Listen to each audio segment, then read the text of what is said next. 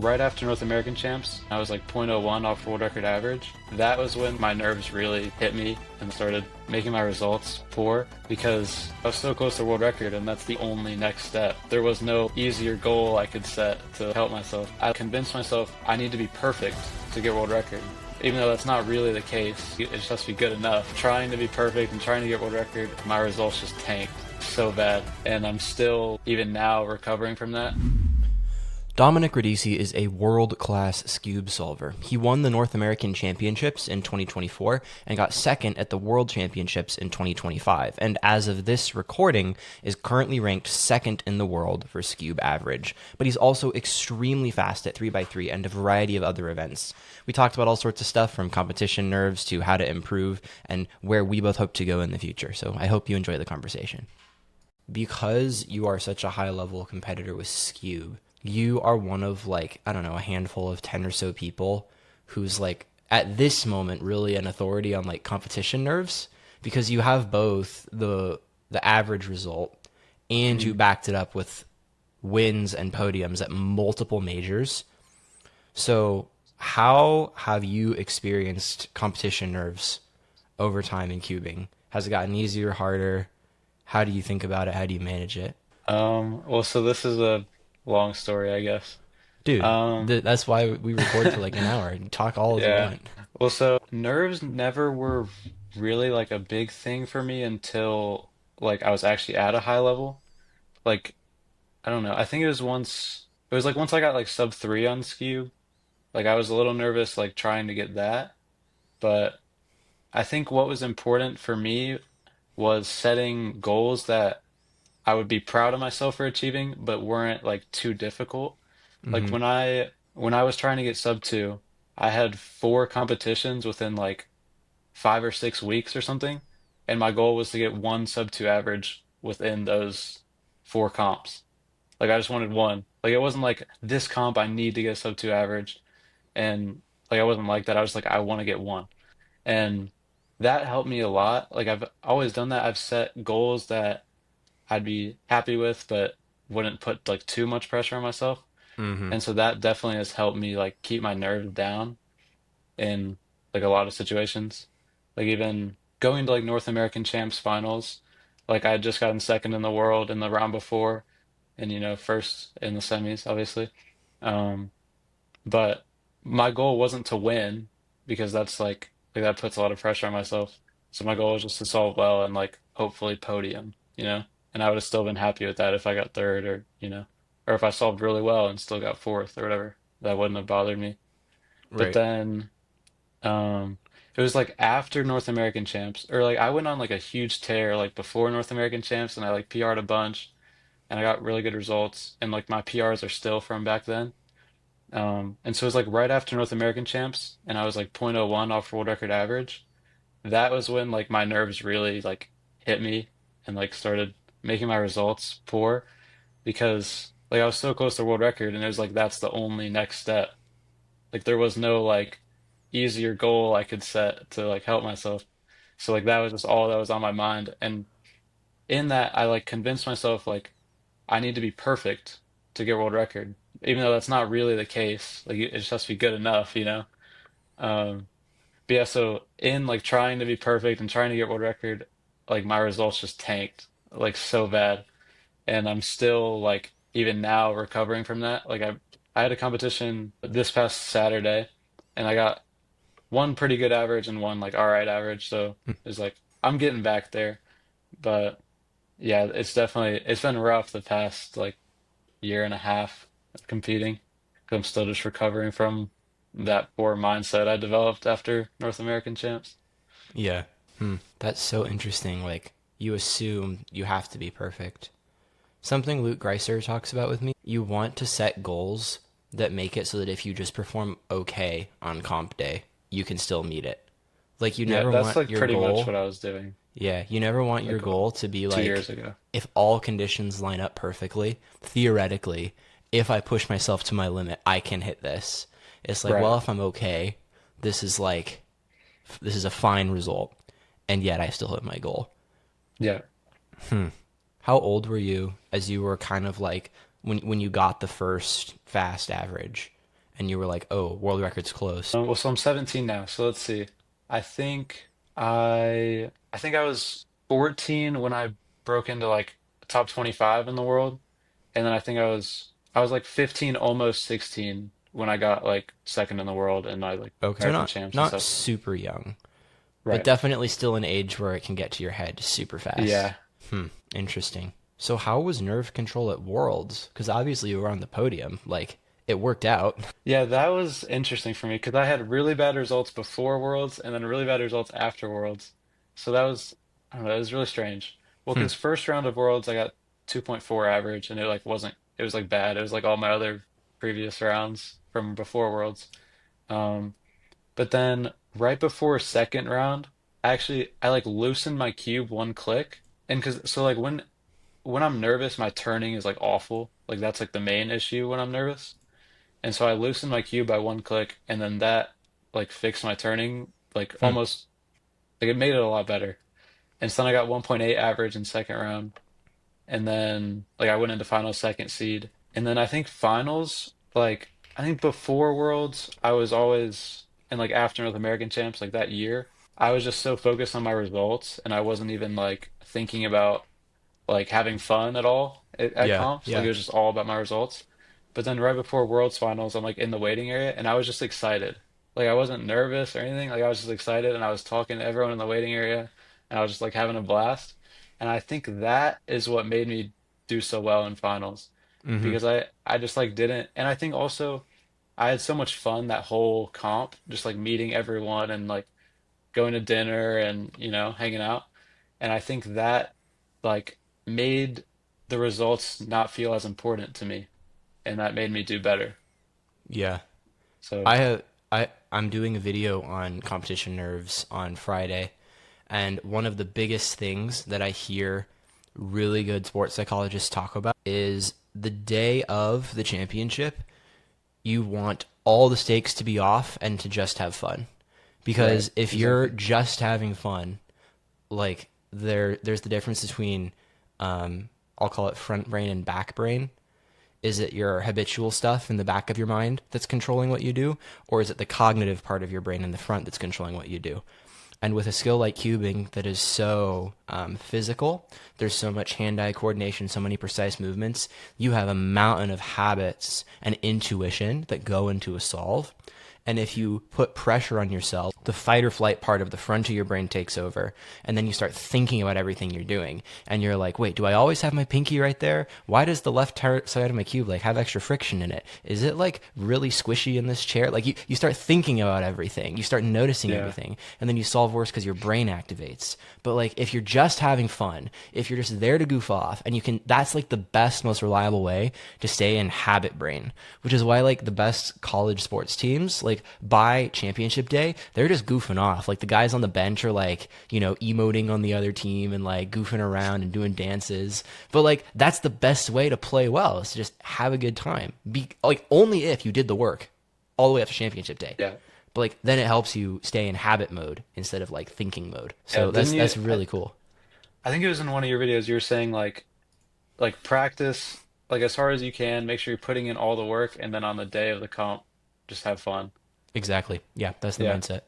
yeah. That's exactly what I did that day in World's Finals, Yeah, that's super cool. and it worked. I was talking to Max Park's dad at one point, Hmm.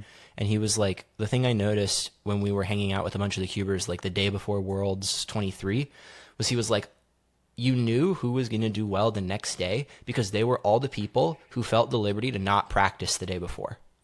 Like all the people who have prepared so much that the day before they can be like, it's cool, I'm going to rest. Like those are the people who actually prepared enough and were relaxed enough going into the day to solve well. And I just thought Yeah, that was the most interesting observation because it's like, okay, you can actually tell who prepared well by who is not stressed out in the moment. yeah, yeah. I think it was Jasper Murray. They said that like they didn't do any solves the day before comp, like no matter what. And I always thought that was really strange, but now I'm starting to understand that more Mm-hmm. because Yeah. I always was thought like you just have to put in as much work like right before so that like you make sure you're good for the day. But if you've actually put in the work for a long enough time, then the day before doesn't matter anyways. Yeah. So yeah, And what's so funny is that's not good advice for a lot of people. Like the majority of cubers are slow enough and inexperienced enough that they need to be doing solves every day. But when you get past a certain point, the rest day is like just a benefit. But that's why it's tricky because like the fastest people often give advice to slow people and they give advice that works for them. But what slower people right. need to hear is not this advice, it's the advice that like makes you fast, which are two Yeah, completely different things. yeah. In that vein, you are you're definitely an all-rounder, but how did you decide to practice cube and three particularly? Is it like these are fun? Is it I could be good at these? Is it like I see the path to improve and I like want to go down it? Like what was the rationale behind like choosing those? Well, so for Scube, so I had Scube at my first comp, and I was looking at the psych sheet, and I was like, wait, like I could podium here, like at Yeah. my first comp. Like I think it was like mid six was podium, and this was back in 2019, so like mid six isn't as like bad as it is now, I guess. But and I was just like doing solves because like I had the comp with Skew, and then I was like, wait, I actually have a chance to podium. So then I practiced really, really hard for that comp to try to podium, and then I ended up getting fourth, which kind of upset me at the moment. But that like motivated me to keep practicing Yeah. Yeah. because then I was like, I was so close to being able to podium. And then at my next comp, I ended up getting third. So at my second comp, I podiumed in Skew. So that was like a big thing for me, I guess. And then I just stuck with it because I enjoyed it and I Yeah. was good at it. Yeah. And then with 3x3, I mean, it's just the main event. So I mean, I've Yeah. always practiced it just because it's 3x3. And I mean, I also like I had this one friend during COVID who I would practice with like all the time, and we were very similar skill level. So like we both just like kept getting faster together. And I think that um for 3x3 and like a couple other events, like it helped me get a lot faster than I probably would have been if I Yeah. wasn't talking to him so much. Yeah, So that being like in some sort of community or like you have a few people where you're saying, "Hey, I'm gonna do this," and then they check in on you like, "Did you do it?" And you're like, "Yeah, yeah, I did, and it did that." Like, just there's something about that group that does so much for you improving yeah. well. Like keeping everyone accountable. Yes, yes. Yeah. So I have another question about this. Is I was talking to Daniel Partridge on another episode of this, which will go up in a few weeks, and he was world record two for Pira, and he's obviously like very fast at everything. Hmm. And I was talking to him, and I was like, "So how would you compare your skill on three by three versus your skill on Pira? Because like you're this good at Pira, and you're ranked like 600 or 500 on three by three." And he was like, "I think by amount of time and effort I've put in, I'm equal on how much effort and skill I have on Okay. Pira versus three." But his ranking is so much worse because like three by three has a higher skill Yeah. cap. So like how would you compare like how much work and skill you have in Scube versus how much work and skill you have in three by three? I think, well, it's so hard to compare because there's such different events. But I think like 3x3 is the harder event to get good at. So I think I might I might honestly be better at 3x3. Like because also with Scube, I mean maybe it's a little like my perception skewed because I'm so like if I see like one thing I'm doing wrong in Scube, it's more important to me than if I see one thing I'm doing wrong in 3x3. So like maybe I'm weighing that more. So I'm like thinking that I'm worse. But also, like Skewb, there's not that many things you need to have to be good at it. Like you just have to have good turning, good layers, know the algs in one look. I mean, that's about all there is. And 3x3 is like way more complex. Yeah. So I think I'm actually better at 3x3 than Skewb, like in terms of skill. And then you're still like probably at least a full standard deviation away from being top five as far as skill Yeah. goes, which is Yeah. crazy. It's insane. Man, okay, that definitely mirrors what he was saying. Like Yeah. the depth of three by three is just so much higher. And Yeah. yeah, people keep telling me like they see what I'm trying to do, and they're like, I think you can do it for big cubes, but not for three by three. And I keep hearing that, and I'm like, really? And the more people I talk to, I'm like, this is gonna be this is a grind, but it'll be I fun. mean, that makes sense. But like, I mean, I think you got it for all of them. Because it's like the Really? work you're putting in, like, Hmm. and like how like detail like oriented you are and how like specific you are in your practice. Like I think. I think you can for sure get there with all of them with enough time. Yeah, with enough time is the key Yeah, yeah, right yeah. there. How do you practice? Like a lot of fast all rounders are just like I solve and that's it. Like That's is that you? pretty Are much. do you okay. Dang, I Yeah. feel horrible. I'm such a failure. I have to like target. So like how much practice did you do as you were on the come up like when you were a younger cuber?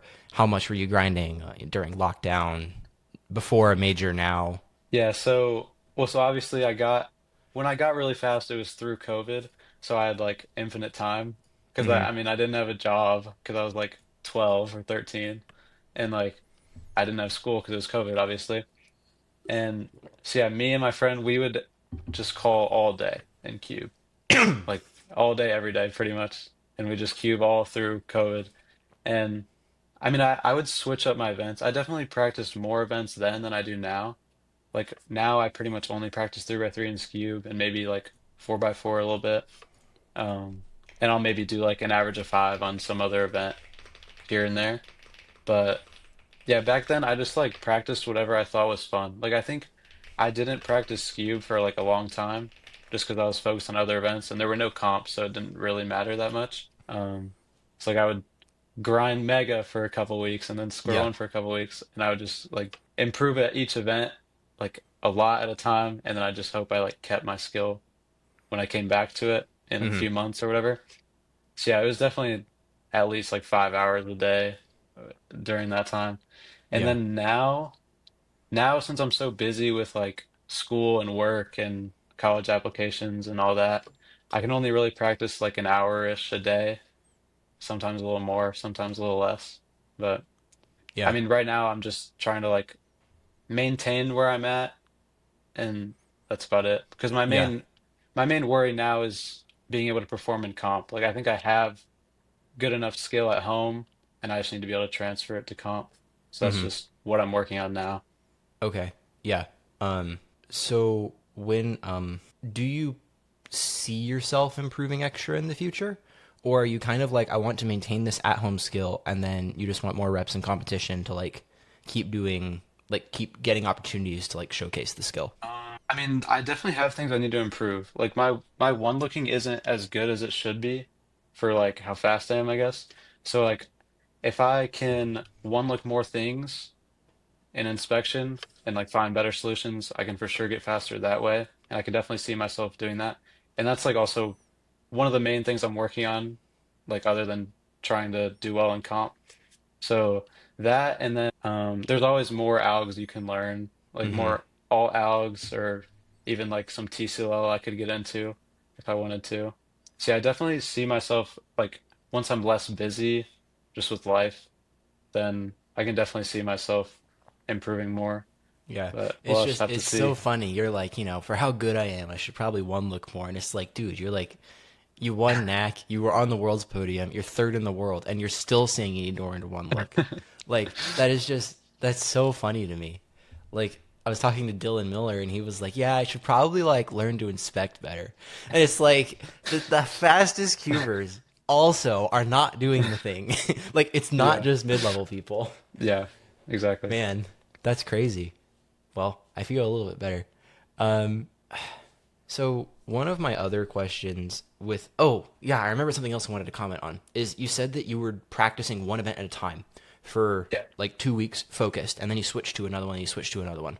Yeah. How much better do you think that is, if at all, from evenly splitting across all of them? I think it's so much better. And also like, well, I didn't do it because it was like optimal. I just did it Hmm. because that was like the event I was enjoying at the time. Yeah, And I think that almost is what makes it so good. Because if you're enjoying practicing one event, then you're going to get faster because like you want to do the practice, you know? yeah. But if you're like, but also in doing that, it makes you more focused on like the one thing. So like when I was practicing Mega, I think in like 2020 or 2021 or something, I like was really, really trying to get like a sub one single on Mega. And like it made me focus on like my look ahead and my solutions and everything. And I think if I think it would have taken me so much longer to get there if I was practicing more events at that one time rather than just like laser focusing on the one event. And I think Hmm. this also applies to like one event and just focusing on like a specific part of an event. So like if I'm practicing skew, it's best to like for me to laser in on getting my look ahead or my one looking better, sorry. Like rather than just doing solve and Well, we focusing know on we everything actually know it's look ahead for you because you don't one look all yourselves. a little bit. Actually, when I before I could one look, like I actually was looking ahead in skew, like from my layers into Yeah. the out. Um, but yeah, so I think it's so much better because if you're practicing like 8 different events at once, like you're just not going to be able to make like substantial improvement in all of Yeah. them. It just Yeah. won't happen. I for sure agree. But I'm also not like an experienced all rounder. I'm trying to get like clips of that so that if there's people who are asking me for advice and they're like, I have 9 events and I'm doing 20 minutes a day in each, I can just be like, here's the montage of fast people saying, don't do this. Okay, cool. I have another vote for stay focused. Perfect.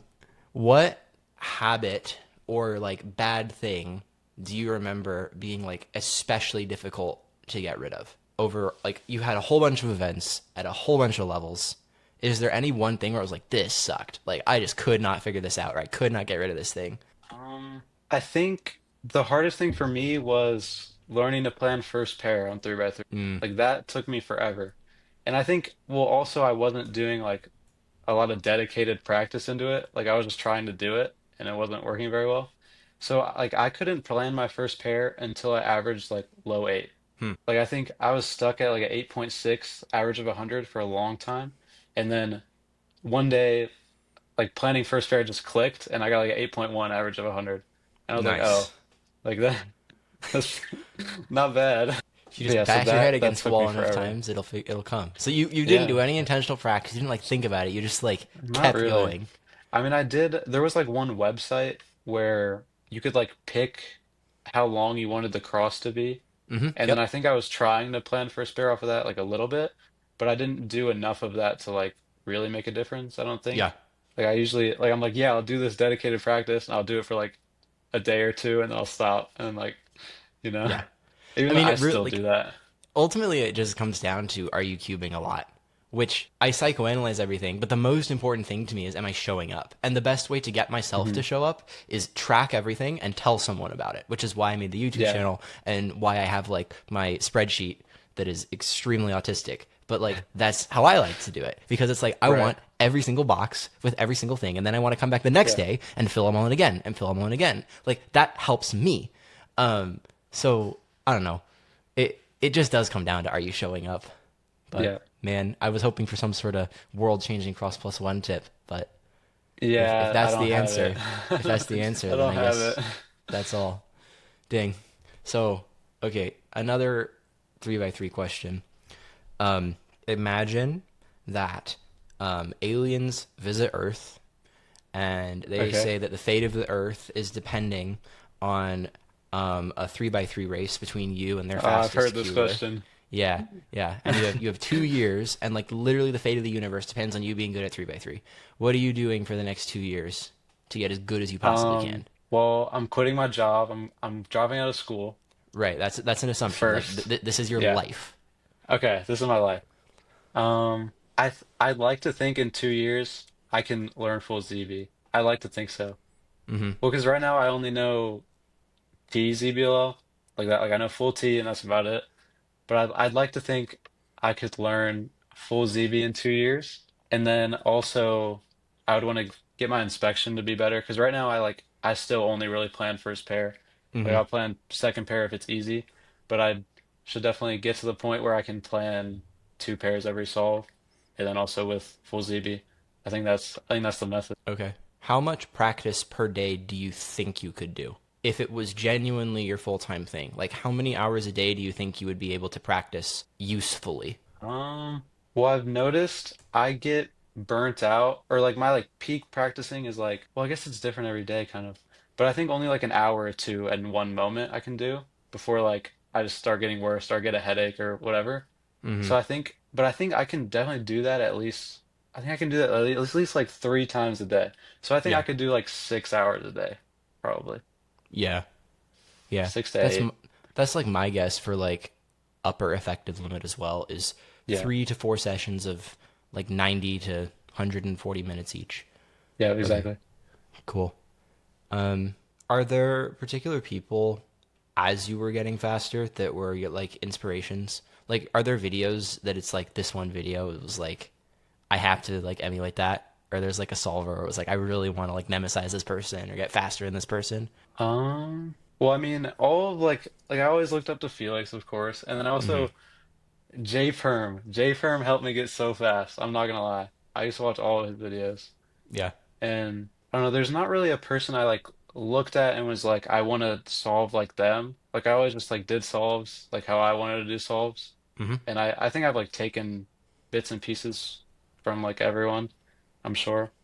But I mean, there was never like one person I was like, I need to solve like them. But one thing recently-ish I've noticed, it was like Yihang. Like I'm always like, I just want to solve like Yihang Yeah. because it was in his first world record average. I think it was like the 469.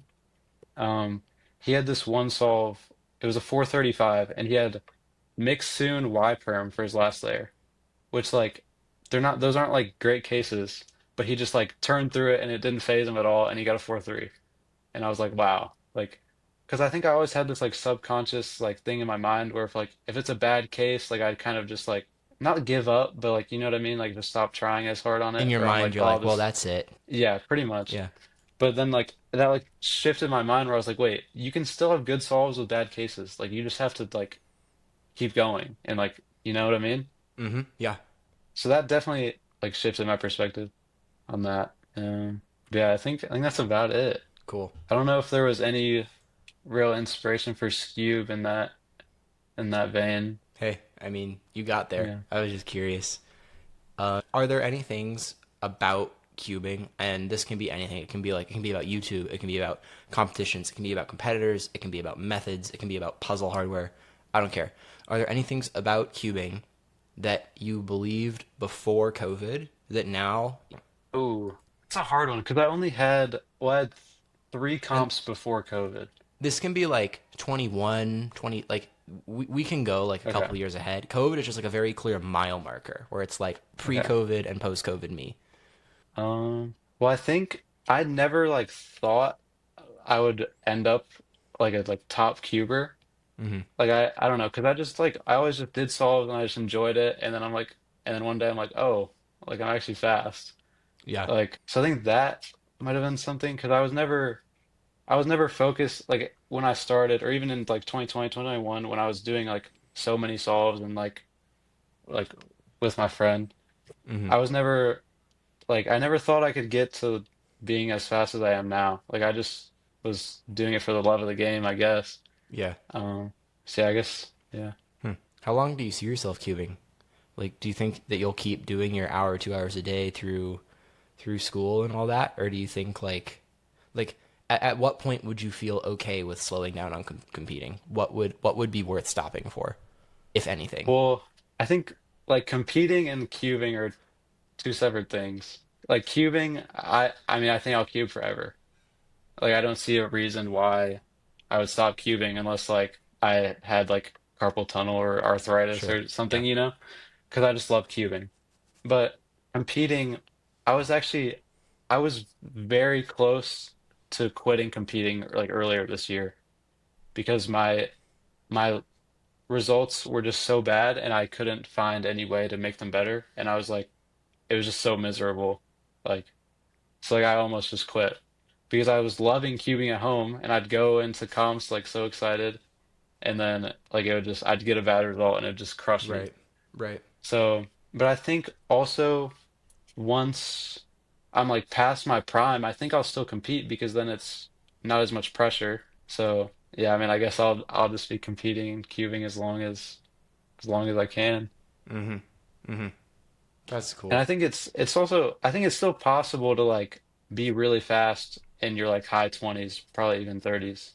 Like Felix. I think yeah, Felix. I mean, he's still getting OCRs. Like, he's so good.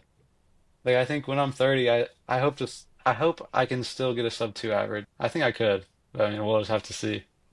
Yeah, that's awesome. Like, it's interesting because cubing was not really big enough like a few years ago where fast people stuck around. But we're at the point now where a lot of the current generation of fast people probably will grow up into their 30s and Yeah. still put results down. So we'll actually be able to start getting answers to like how fast can you be as a middle-aged older person. We just Right. don't know yet still because there's so few people who've done it. I mean, Felix, he's still going, so we'll Felix is see. still killing it. Yeah. Yeah. I'm super curious to see like how much longer he can keep doing incremental improvement because Yeah. he's the fastest he's ever been at Yeah. everything. Yeah. It's just like there are just other people who have had more time to go past him, but it's he's still awesome. And I wish I was born like 5 or 10 years later than I was, Hmm. because like if I could make cubing a job, like that would be like the greatest thing ever. But Hmm. I don't think that'll be like a feasible option for me right now. Like, I mean, obviously content creation is like a different thing, but actually like making a living off of being a fast cuber, I don't think it's possible for me, but I think people 5, 10 years younger than me, it will be a possibility. Yeah.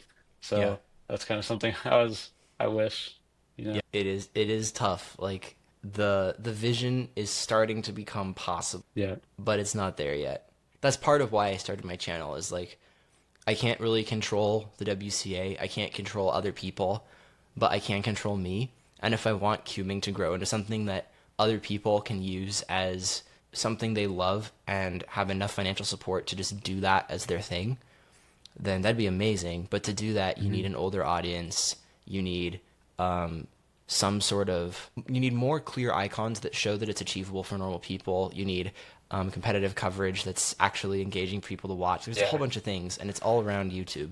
And so, I don't know. In my own small way, I want to start contributing toward that and incrementally like improve what I'm doing over time. So maybe three, four, Yeah. 5 years from now, it's a full on media thing where I've got shorts and longs and competitive stuff and news stuff and whatever going out.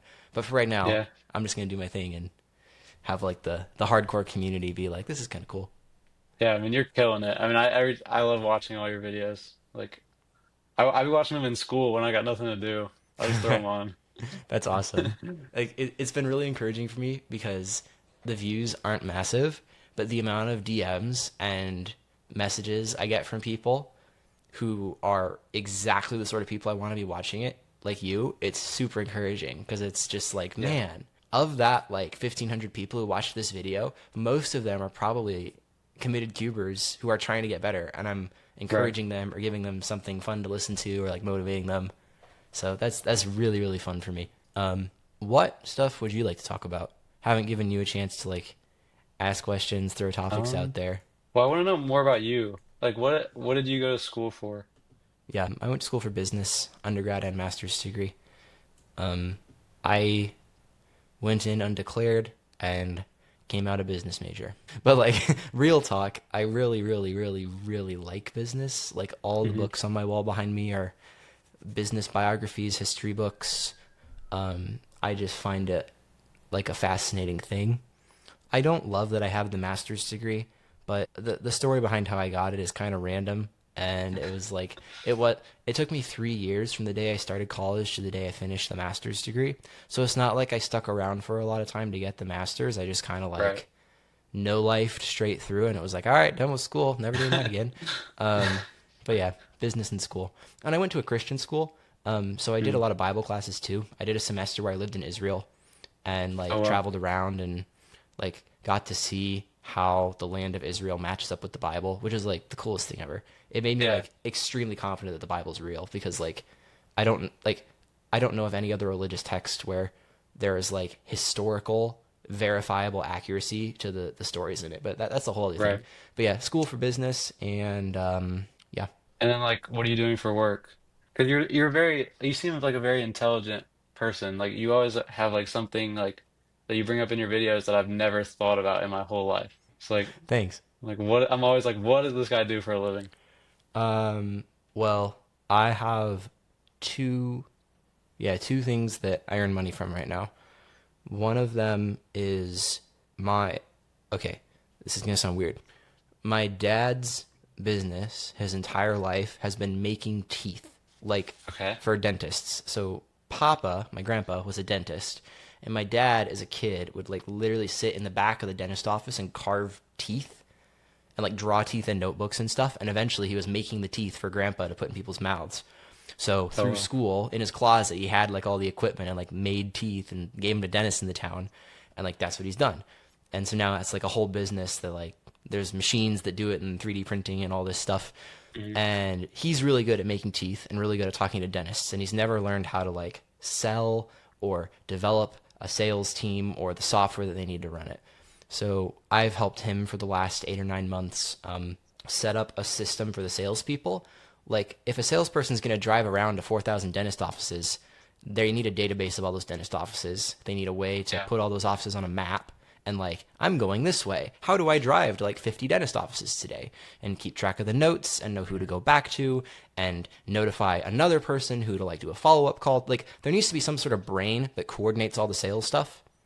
And then that brain also needs to hand off all that information to the inside of the company and the people who are going to service those people later. It's called a CRM. And so I made that system and I'm helping them run it. That's getting close to done, but that's one thing. And then the other thing that I do is there's this YouTuber. His name's Chris Kerner. He's a business Mhm. podcaster, and he has this program where he helps people learn how AI, how they can start little small businesses like selling AI to people. And I am one of the like instructors for that program Oh, because I just like went on YouTube and learned a whole bunch about AI tools and stuff. So okay, story there. This is one of my favorite pieces of cubing lore. Do you know who Bad okay. Mephisto is on YouTube? No. Okay, he is one of like the second oldest cubing YouTuber. So Okay. So before my there's time. there's Throst and there's this guy. And like he has some videos that have like 150,000 views, some of the most viewed old cubing tutorials. Mhm. Like he has this I've one that's probably like seen filmed one of them. filmed from a POV and I'm it's like sure. what a speed cuber sees when they solve the cube and it's like 13 years old or something. And it's got like Oh, I think I have seen that. yeah, so this guy, right? Yeah. His last video is him at Stanford, and he does a little vlog, and he's like, "Hey guys, like I'm not going to be putting videos on this channel anymore, but I wanted to show you guys what I'm doing with my life now." And he's like, "So I just finished my PhD in AI at Stanford, and I have a job at Google, and I'm helping them build this little AI thing." And then he's like, "I'm like being asked to be on the faculty here." He went on to become the head of AI at Stanford. And then he got Wow. pulled from there and helped found this company called OpenAI. And he was so instrumental at that team that Elon Musk said, "You're really good. I want you to design Tesla self drive." And so he went from there and helped be the one that created Tesla self drive. Dang. And then, like, as he was doing that, he was also helping build GPT-4, which is the engine before the one that ChatGPT runs on now. And as he did this whole thing, he has a YouTube channel under his real name, Andre Karpathy, and he would just upload these like 3 hour videos of like, hey guys, so I designed the thing that runs ChatGPT, and here's a tutorial for how you can code a small version of it for yourself. And like, let me explain the whole thing. Wow. And he has like 50 hours of just unedited spitting game about how AI works. And it's like plain English. It's the coolest stuff ever. And Wow. I found those videos and I watched like a few seconds of one. I was like, I recognize this guy. And then I was like, it's, oh my gosh, this Oh, is so you crazy. like And so found them then I connected separately. the dots and I became like a super Yeah. fan and I learned all this AI stuff from him, totally unrelated to my schooling. And then I was like, this is the coolest thing ever. How does this apply to business? And then I found out like, oh, there's these softwares that can like connect AI with like researching. And I can go research people and like find out who they are and write emails to them and get new business for people. Or I can connect AI to like a giant database and I can have AI like organize the data in it, save people time. So I Mhm. learned like how all that stuff applies to businesses and like did work for a few different random businesses here and there. And so now I help Chris teach people how the software works. I will never have a normal boring job because Yeah. I am probably unemployable. Like I have severe ADHD, and that means that if I want to work on something, I will work really hard on it. I'm also a Right. very skeptical person, so I naturally do not want to do a lot of things that people tell me, which is a problem in a company where a lot of things get handed to you. Those things are either a waste of time or an inefficient allocation of your time.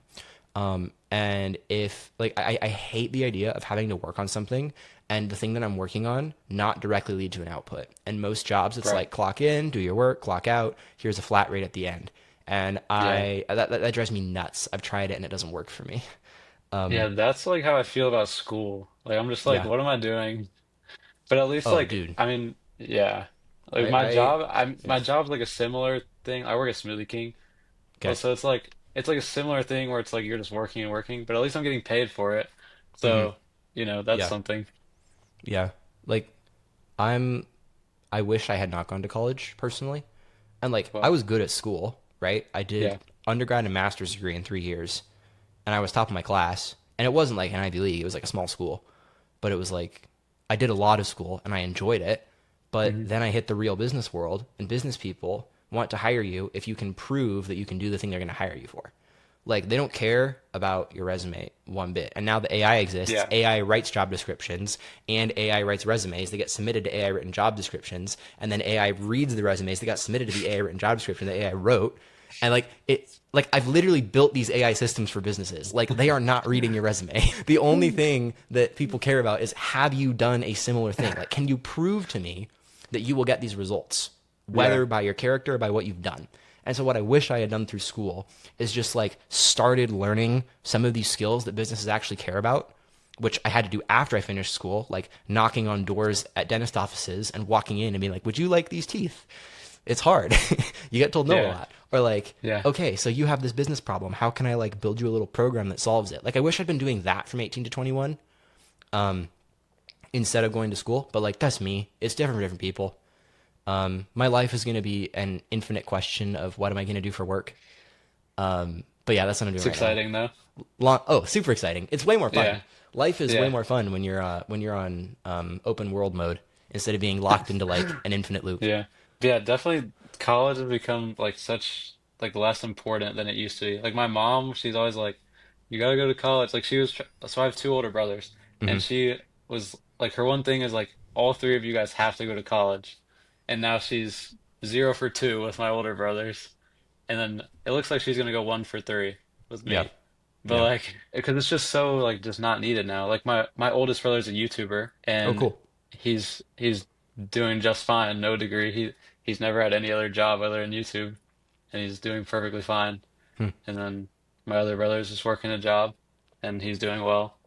So yeah, it's just not definitely not as needed as it used to be. Yeah. Honestly, like I would really like for cubing to be my full time income, but Yeah, it obviously won't be through being a speed cuber proper. It will be through like a whole mix of things. I kind of have this vision of like I want to provide like products for people to get better at cubing, but also want to be like a super good content creator that gives the community lots of educational value. But I also want to like the reason I'm making content for an older audience that's very educational is if I recommend a physical product or a program or a course or something, like I actually have weight in recommending the thing. Like if Cubehead is really interesting to me because Cubehead, like at some point, like 5 years into YouTube, kind of realized, oh shoot, I've built myself an entertainment brand, and entertainment brands are great for getting views, but not great for influencing people to buy stuff. And so he kind of switched into being an educator right. because that links to getting people to buy things. And so as I've thought about this, and like I work right now and have worked for people who have like giant social followings. And the way to use that following to actually impact people for the better is to educate them, teach them something, make them want more something, and like then they're willing to pay for some product that will help them get more of the result they want, which is a win for both people because you give them like knowledge or result they want, and then the other person gets money. Like Right. anyway, yeah. So I eventually hope for cubing to be something that can be a support for my family and I now. Down the line, cubing is probably like a decade long project for me, not like a you know lifetime project. After Hmm. that, I'm guessing I would end up building a software company or something, not Yeah. like trying to build OpenAI, but like something that's like I'm gonna help like Pilates gym owners build a software that fixes this one problem and get like 500 customers in a very specific thing on a software Yeah. product that like really helps them and like make some money from that and then that's cool. But like I don't know. I'm young enough and flexible enough and I love cubing enough that and it cubing has so much potential. That's a lot of the reasons why I want to give most of my energy to that right now. Yeah. Well, so when you say like physical products, like what kind of things are you like talking about? Like to get Oh, better at cubing? within cubing, it's just Yeah. like, cube hardware. what Oh, puzzles should okay. you buy. Oh, okay. Like I can't think of any other physical products that like notably improve cubing performance. Most Yeah. of the things that I could see people getting are like a community product. So something I'm working on right now is I have an online like a group of people that I put a post on my channel. It's like, hey, if you want to be part of a dedicated community of cubers, let me know. And I got like 60 people that messaged me, and I was like, holy cow. Mm. So I picked like 20 people, and they range from like 45, 35-second solvers. And then I've got like Carter Thomas, who was very Oh. fast, and a Hmm. couple of other guys who are like very fast. And we're all doing like this thing where we all make a training plan, kind of like what you said with your friend. And every day we report back. I'm like, here's what we did today. Here's what we did today. And it's really cool because everybody's like making friends and sharing times, but they're all like Yeah. getting better. And something like that's really cool to me because I don't ever want to sell information. Like this coming from a guy who works for somebody, and like I'm helping run an AI program that people pay thousands of dollars for the course. It's like I've seen that business and I don't like it because I would Mm. rather the information be free to everybody. And then if you're Yeah. going to pay for something, pay for like a tool that lets you apply the information or pay for access to a group of people that's a really quality group of people. And that money is a cool filter for like a group of people because if you're going to pay, you're serious. And now if you're in a Right. room with serious people, you have a really cool community of people. So like if I can facilitate one of those things, that'd be sick. Like if I can make or help make the coolest cube training software of all time that like spaced repetitions full ZB, maybe more people learn full ZB because there's a great tool to Yeah, learn for it. sure. For Like sure. there's a whole bunch of things like that where there's total room for cubing to grow. And I don't know. We'll see if it works. I've got Yeah. ideas. With business, the main thing is Sounds try it. cool. And then Yeah. if you try it and it works, great. And if it doesn't work, change something. But learning is just it is gathering information about a problem. And you can gather information about a problem by planning, but you tend to gather more information about a problem by taking a step and seeing what happens. So 9 times out of 10, the best way to learn is by doing something, not thinking about it. And this, I'm so passionate about that because I've been trash at this my whole life. Like, this is, I'm the crazy student who is always thinking. But as it turns out, for almost all of life, thinking doesn't help you. Doing things does. Because as Yeah. you do things, you generate things to think about. So my constant reminder to myself is reduce the time from idea to action. If I think of something, how can I work on it now? How can I make it start happening now? Yeah, I'm rambling now, but there you go. Yeah, I mean, I've noticed a lot of that in cubing as well. Like when I'm trying to manage my nerves and like fix my turning in comp, like well, I think a lot I spent so much time like not understanding why my turning was so bad or why I'm so nervous. And I would just be like I wouldn't even like change anything in between comps. I'd just be like, okay, like I'm gonna just try for this time to be better.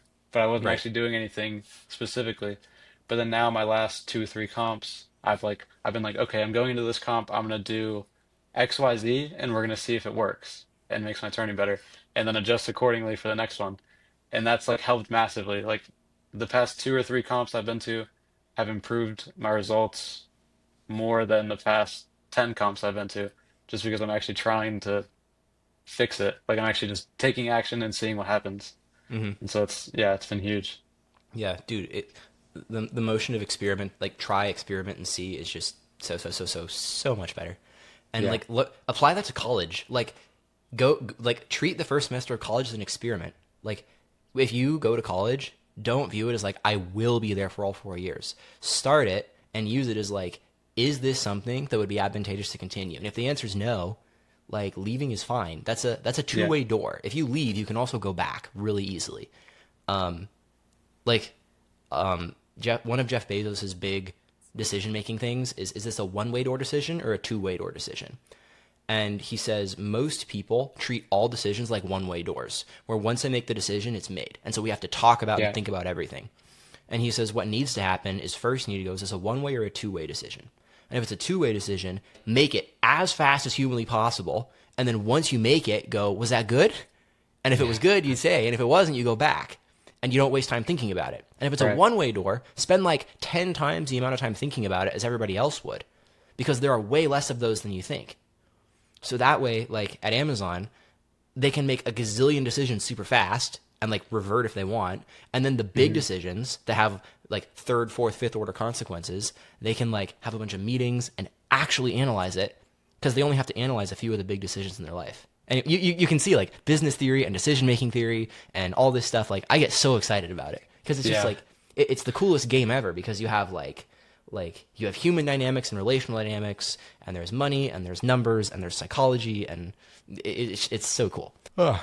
Well, I just spent a whole bunch of time talking about whatever. Any last things that you That's wanted to good chat though. about? I'm enjoying it. Topics you wanted to talk about, questions you wanted to ask? I have two final things for you before we're done here. Um, you can just hit me. I don't Cool. think I have anything. What aspect of cubing gives you the deepest joy? I think it's just meeting all of these new people from around the world. Like worlds really like changed my perspective on this because I Mm, used to be so like improving gave me the biggest joy, getting a new PB, new, you know, world ranking, higher world ranking. But then worlds, when I met Olaf Kuzminski, Oscar Henishkevich, like all those Polish people, like I love all of them so much. Like I really had a blast with them. So I think that like just meeting all these new people, connecting with all these people, and just having fun, like that is like the biggest, most important thing for me right now. hmm And yeah, it was just amazing. That's awesome. And then the last one is every single one of these I've done, I get a question from the previous person to ask the next guy. So Daniel Partridge asks, would you continue cubing if it meant you could only ever eat foods that are orange for the rest of your life? Okay, so what, like, what's the oranges? And then like You got sweet like sweet potatoes. potatoes, yeah, and Yeah. then I kind of Orange stopped juice. Yeah, there. Orange are you juice, talking drinks too? yeah, yeah. But Like, like, can where's I the drink water? protein? Yeah, you can drink water. You have to. Okay, okay. Because well, what other foods do I got? I got like goldfish. Peaches, apricots, right? Carrots. You got carrots. You got Uh, pumpkins. Not the biggest carrot fan. Yeah, like your options for protein are kind of limited. Like if we can count Yeah. like an orange cheese, that'd be protein. And pumpkin, like if you can eat the pumpkin seeds, that's protein. But like that sounds like a rough life. Yeah. I think I wouldn't. I think I Okay. wouldn't. Yeah. I think I have to find something else to get good at. Yeah.